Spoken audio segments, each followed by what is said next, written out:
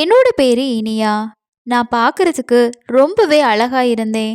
நான் அழகா இருந்ததுனால, என்னோட கல்யாணத்துக்கு முன்னாடி ஒவ்வொரு நாளுமே எனக்கு காதல் கல்யாணம் தான் நடக்கும்னு எல்லாருமே நெனச்சிட்டு இருந்தாங்க. நான் என்னோட பெற்றோருக்கு ஒரே மகள். அதனால என்னோட அப்பா நான் டாக்டர் ஆகி அவருக்கு பெருமை சேர்க்கணும்னு சொல்லி ஆசைப்பட்டாரு.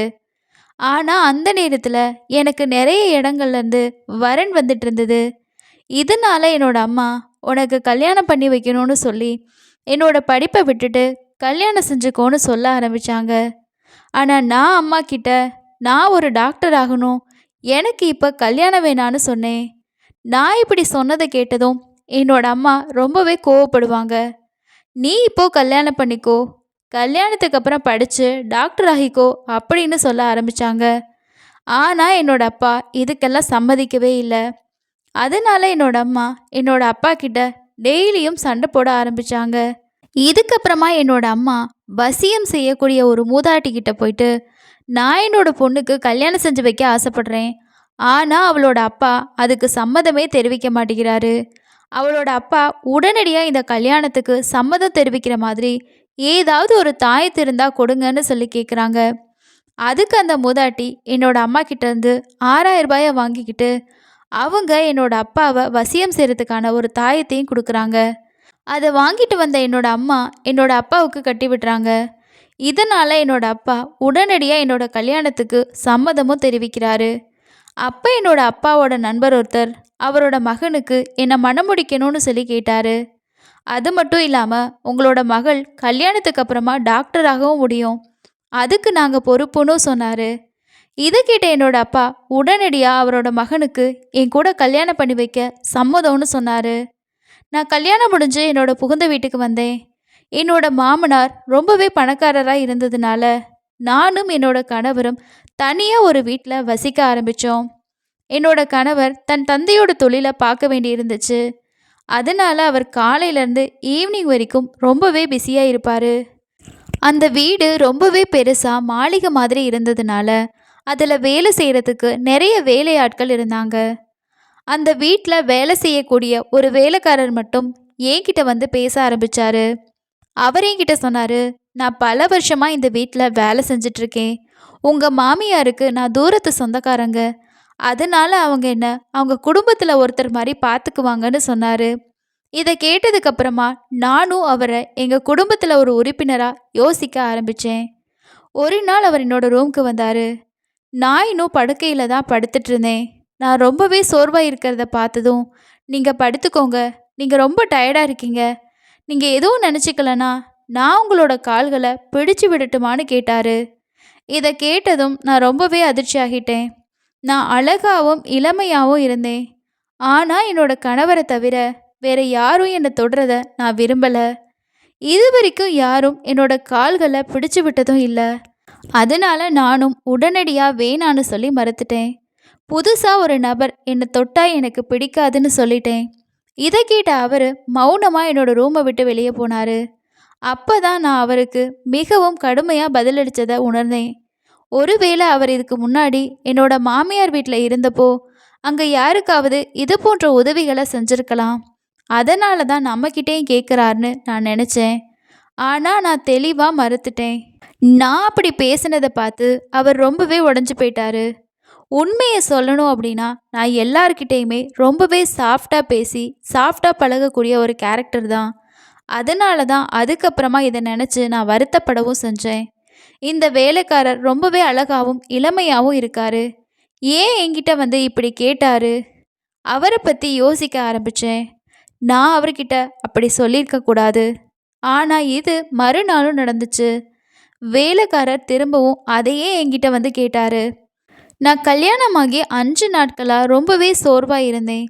அதனால நான் என்னோட கால்களை படுக்கையிலேருந்து கீழே இறக்கி என்னோட கால்களை பிடிச்சி மசாஜ் செய்ய சொன்னேன்.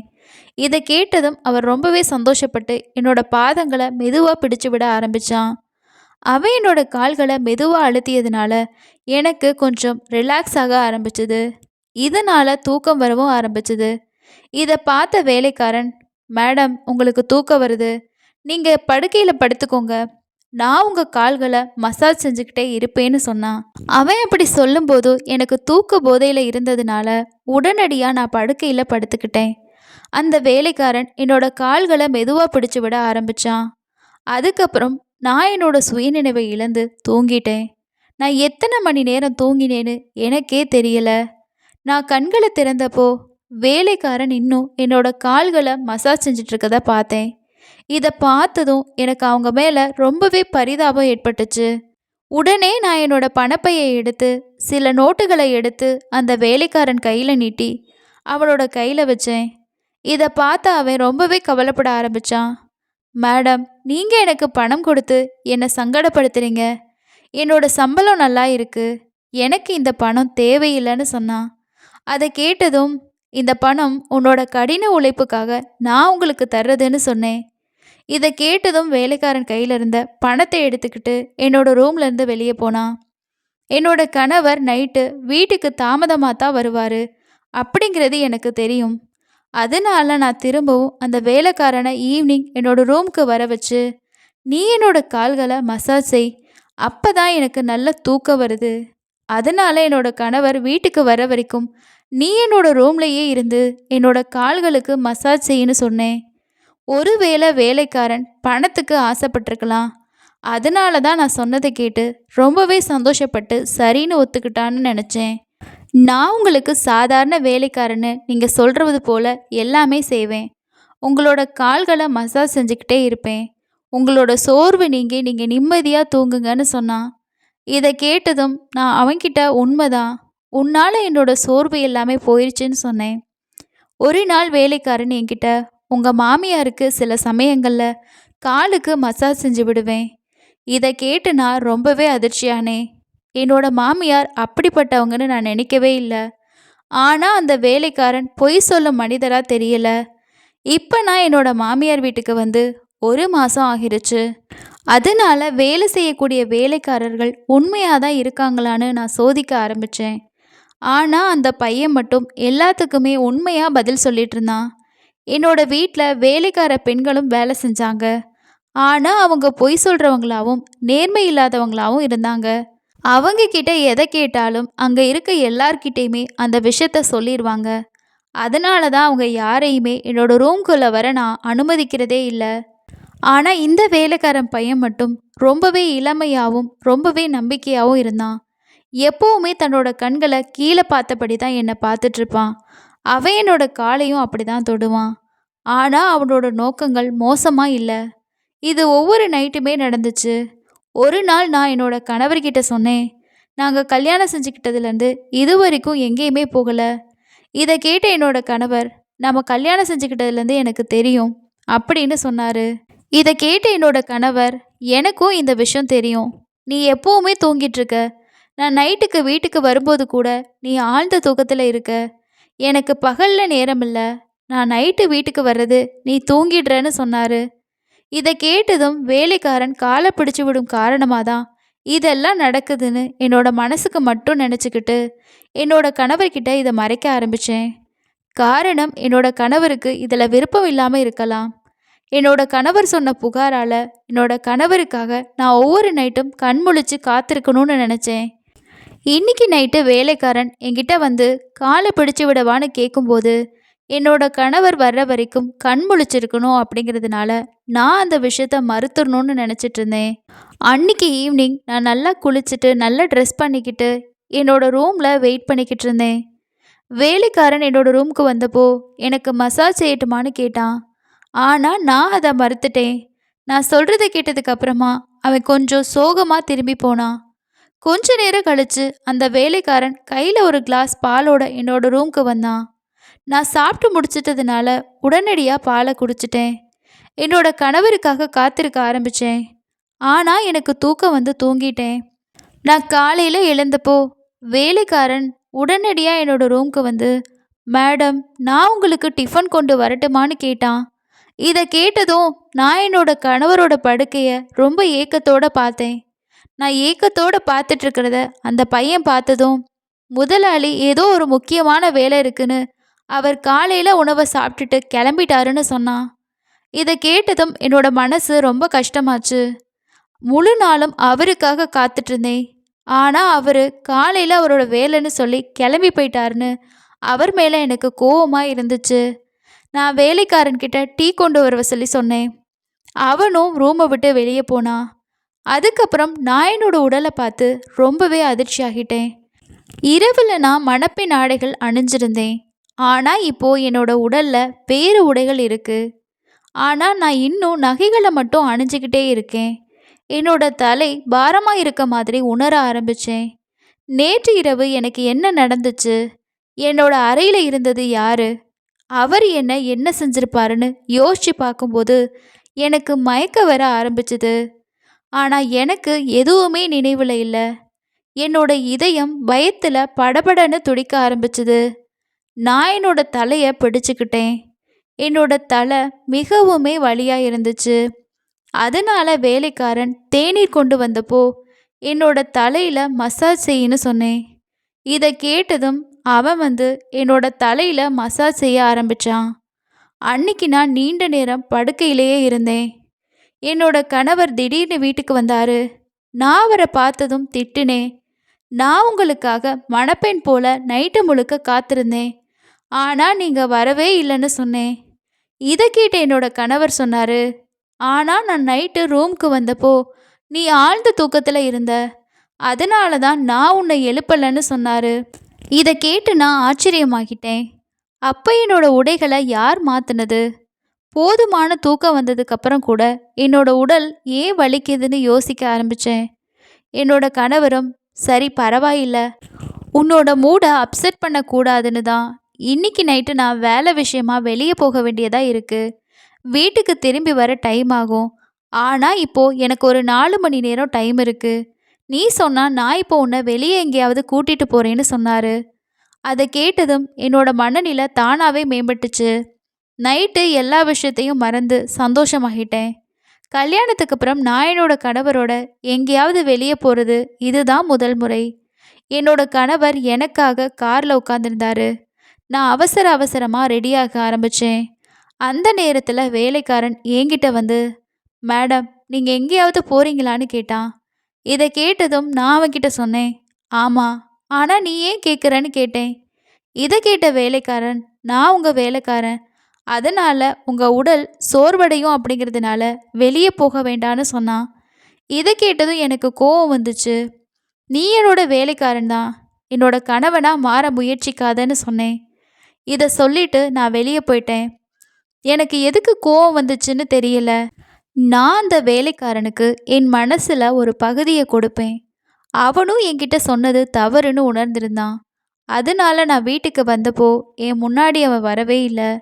என்னோட கணவர் என்னை வாசலில் விட்டுட்டு வெளியே போயிட்டாரு.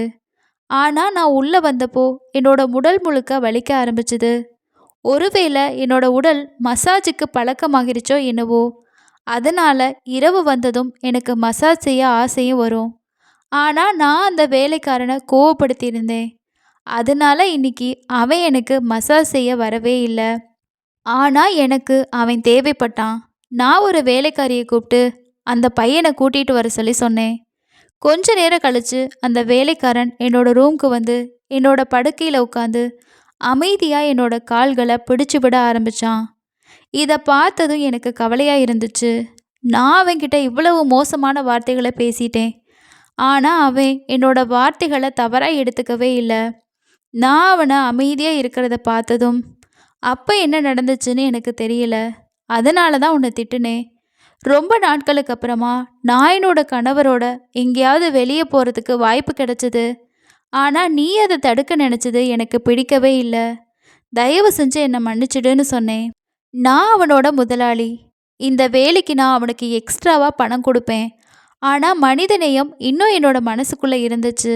அதனால தான் நான் உரிமையாளராக இருந்தாலும் வேலைக்காரன்கிட்ட மன்னிப்பு கேட்டேன். ஏன்னா அவன் ஒரு வேலைக்காரனாக இருந்தாலும் அவனும் ஒரு மனிதன் தானே.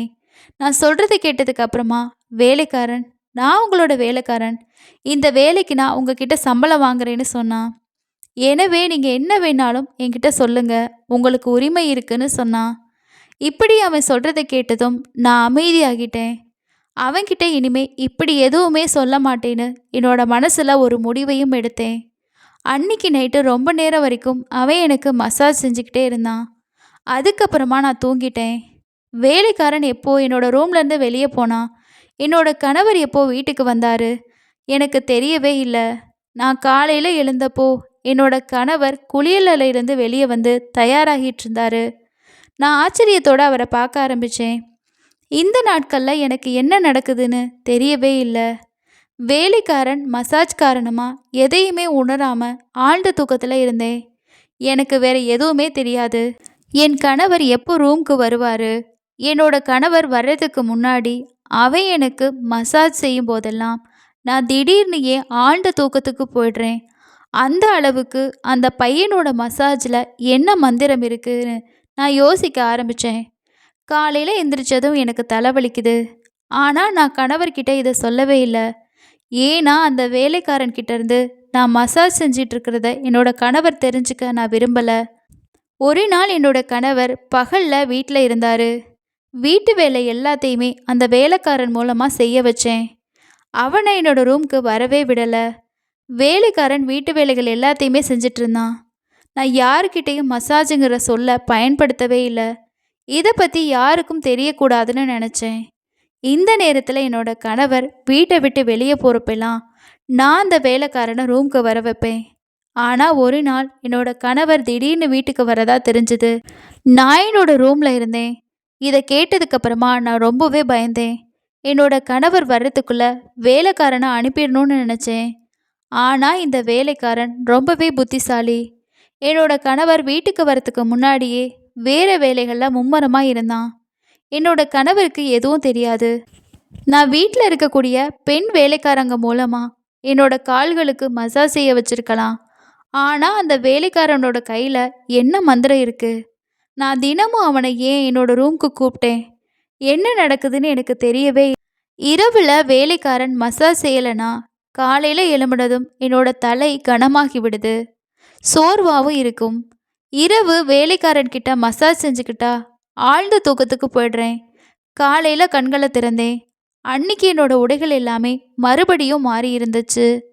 எனக்கு என்ன நடக்குது? இதை யார் செஞ்சுருப்பாங்க? என்னோட கணவர் எனக்கு இதை செஞ்சாரான்னு யோசிச்சுக்கிட்டே கண்ணாடி முன்னாடி போய் பார்த்த எனக்கு பெரிய ஒரு அதிர்ச்சி காத்துட்டு இருந்தது. ஏன்னா என்னோட உடல் முழுக்க அங்கங்கே சிவப்பு நிற அடையாளங்கள் இருந்துச்சு. அதை பார்த்ததும் நான் சிந்தனையில் மூழ்கி அந்த தழும்புகளை அழிக்க முயற்சி செஞ்சேன். ஆனால் அது முடியலை.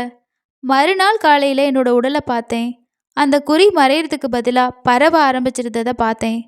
அதை பார்த்ததும் நான் பதட்டமாக இருந்தேன். நான் அந்த தழும்புகள் யாருக்கும் தெரியக்கூடாதுன்னு நினச்சேன். அது என்னோட கணவருக்கு தெரிஞ்சிடும் அப்படிங்கிறதுனால இன்னைக்கு நீ என்னோட கால்களை மசாஜ் பண்ணுன்னு அவன்கிட்ட சொல்ல அவன் எதுவுமே கேட்கல. ஆனால் எனக்கு உள்ளுக்குள்ளே பயமாக இருந்துச்சு. என்னோட கணவர் என்னைக்காவது இந்த தழும்புகளை பார்த்தா நான் அவருக்கு என்ன பதில் சொல்வேன்? அதை பற்றி நினச்சி ரொம்பவே சோர்வாகிட்டேன். அதனால என்னோட கால்களை தலையணை மேலே வச்சுக்கிட்டேன். வேலைக்காரன் என்னோட கால்களை மசாஜ் செய்ய ஆரம்பித்தான். தூக்கம் காரணமாக என்னோட கண்கள் மூடி இருந்துச்சு. அப்போது வேலைக்காரன் எனக்கு ஒரு ஆச்சரியமான விஷயத்த சொன்னான். அவன் என்கிட்ட, மேடம், எனக்கு உங்களை ரொம்ப பிடிக்கும்னு சொன்னான். என்னோட கண்கள் ரொம்பவே சோர்வாக ஆரம்பிச்சுது. அவன் என்ன சொன்னான்னு எனக்கு புரியலை. அதுக்கப்புறம் நான் ஆழ்ந்த தூக்கத்தில் போயிட்டேன். காலையில் கண்களை திறந்து பார்த்தேன். என்னோட கணவரும் படுக்கையில் படுத்திருந்தாரு. என்னோட தலை பாரமாக இருந்துச்சு, உடலும் வலியாக இருந்தது.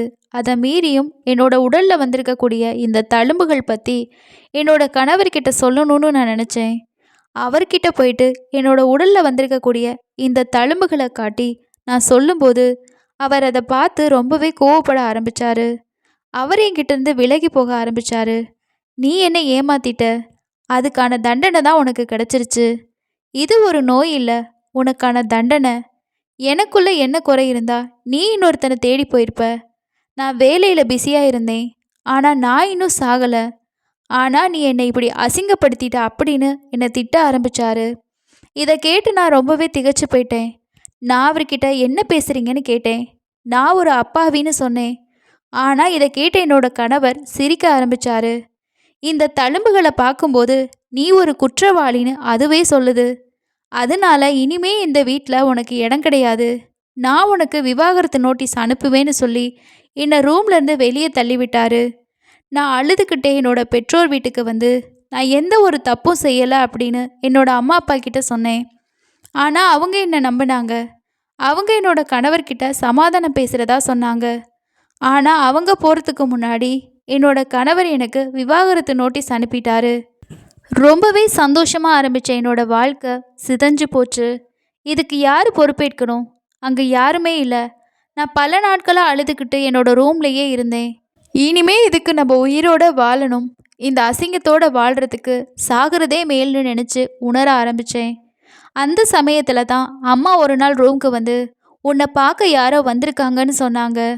அப்போ நான் நினச்சேன் என்னோட கணவராக இருக்கலாம். அவர் என்னோட அப்பாவித்தனத்தை உணர்ந்து தான் என்னை பார்க்க வந்திருக்காருன்னு நினச்சேன். ஆனால் அந்த இடத்துல என்னோட கணவர் இல்லை. அதுக்கு பதிலாக அவரோட வீட்டில் வேலை செஞ்ச அந்த வேலைக்கார பையன். நான் அவன்கிட்ட வந்ததுக்கான காரணத்தை பற்றி கேட்டப்போ உங்கள் உடம்புல இருந்த அந்த அடையாளத்தை பற்றி எனக்கு தெரியும்னு சொன்னான். இதை கேட்டு நான் அதிர்ச்சி ஆகினேன். ஏன் இந்த அடையாளங்கள் எனக்கு வந்துச்சுன்னு கேட்டு அவனோட சட்டையை பிடிச்சேன். ஏன் என்னோட கணவர் என்னை இவ்வளோ மோசமான குற்றச்சாட்டுகளை சொன்னாருன்னு இப்போ எனக்கு புரியுது.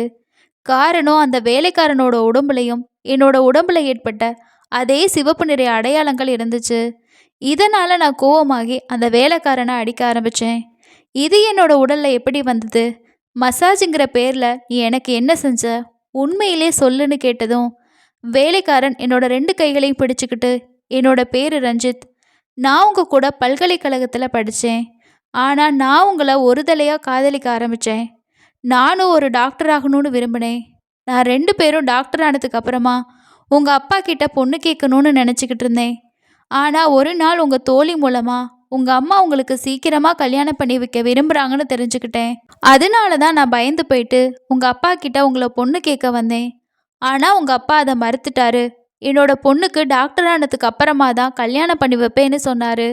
அதனால நானும் அமைதியாக்கிட்டு படிப்பில் கான்சன்ட்ரேட் பண்ண ஆரம்பித்தேன்.